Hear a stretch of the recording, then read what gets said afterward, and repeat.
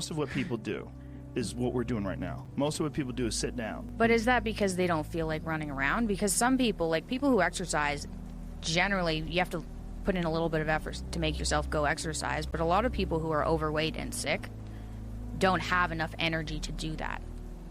I don't know about that.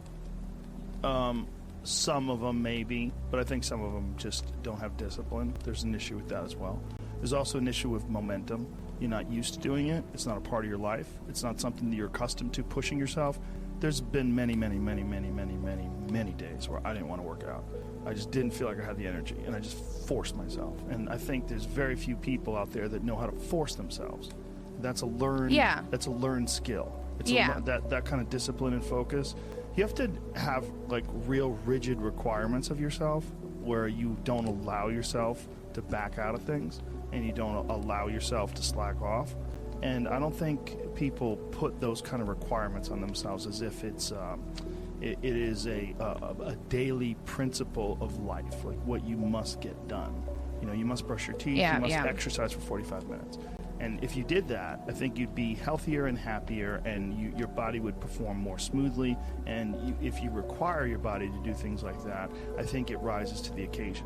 There are very few people that have that kind of discipline. So because of that, they come up with excuses. And excuses are a giant part of the problem. It's not simply a physical health issue. There's also mental aspects of it, and discipline's a big one. I just know way too many people who are weak mentally. And I can't just chalk it off to only, you know, their physical, the way they physically feel, because I felt like shit 100 times, and then I worked out, and then I felt way better. Yeah, it's just a fact of life. That's real. You know, you just gotta. And people don't know how to do that. And it's not. And if you're used to doing this, get in your car, sit down, drive to the office, sit down, go to the lunch, sit down. You know, go to the board meeting, sit down. Get in your car on the way home, sit down. Get home in front of the TV, sit down. Then go to the gym, fuck off. They don't have any energy. You know, their body's not, their body's like, I don't have it in me to do this. And I don't believe that. I think it's a lot of it is the mindset. This is I'm talking about the average fat fuck who's just sitting around being lazy. That's really what it is. It's like, I'm sure a lot of it is diet, and a lot of that diet affects their physical health. But there's been many people that have just put their foot down and said, enough, I'm going to change my life. And they don't take any excuses, and they feel way better. Diet is most certainly a part of that, but there's also a discipline aspect. And these things are not mutually exclusive. They exist together. They're all together. And they work symbiotically. The way your mindset affects the choices you make with your diet.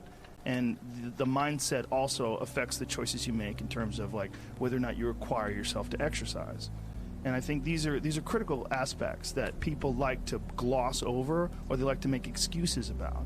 And they get very angry if you don't accept those excuses. And that's a sign that they're trying to enforce this standard and this idea and push it on you and give themselves an excuse. It's one of the reasons why they get angry.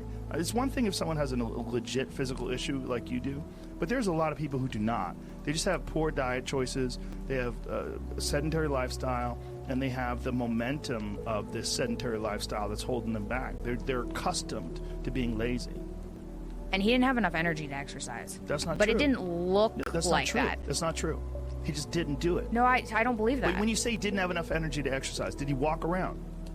Well, yeah, but you can drag yourself through things. And you can drag yourself through an exercise routine. You can. Oh, you most certainly can. You most certainly can. You don't have to do a lot. You just have to do something. You walk up hills. You jump a little rope. You take a little tiny kettlebell. You do a couple cleans and presses. You do a few push-ups. You do a few sit-ups. You get your blood pumping. You're moving. You're alive. You're exercising. To say you don't have enough energy to exercise, that's crazy. Can you walk to the refrigerator? Then you can exercise. I'm not saying that you have to run marathons. You can exercise, and everyone should fucking exercise. I agree. Everyone should exercise. But don't ever say, these people are so crazy. They want you to believe, I don't have the energy to exercise. God damn it. Everyone does. If you're alive, you can exercise. I believe that. I've been there. I know I'm a different case, but I've seen my dad there, and then here's the thing. Once he fixed up his diet, once he went to this carnivore diet, he's exercising now. Sure, he's got less weight on his body. He feels better. And he has energy. That's wonderful. He could have exercised then, too. He would have felt shittier, for sure. wouldn't have felt as good as he's feeling now. But to give people this excuse, I don't have the energy to exercise, that is crazy to say. Can you walk to the fucking refrigerator? Yes. Well, you can exercise. You don't have to do anything crazy. Just walk around the block. There's 80-year-old ladies who take yoga with me. They're fucking really old, and they're in there. They're going after it. They could easily say, I don't have the energy to do that. But they don't. It's a mental attitude. They make a decision. Yeah, I agree. Like, there's a lot of it's discipline. You're going to get people who just won't exercise. You don't have to kill yourself. You don't have to go to a CrossFit class and try to do the workout of the day. You don't have to go nuts and do clean and presses with 150 pounds. You don't have to do that. But you have to do something. Just get your blood moving.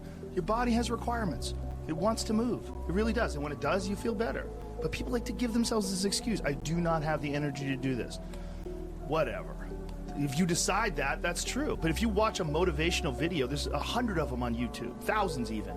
Go watch one, you'll get fired up. You're like, fuck it, I'm going to jump some rope. You jump some rope, you do something. Just do some push-ups, do something, do some body weight squats. You'll feel better.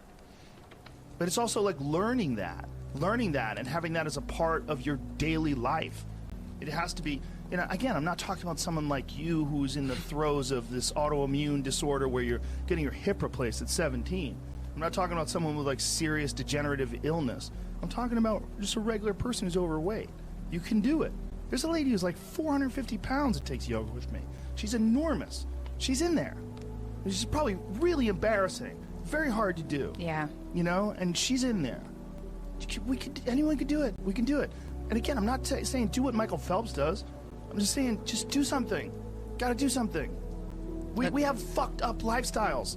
The lifestyles that people have are just, the human body is not designed to sit down all day, and it's certainly not designed to be stuck in traffic and be in an office and just be, fluorescent lights and just sitting there in front of a fucking computer monitor watching your soul get sucked through the LCD screen.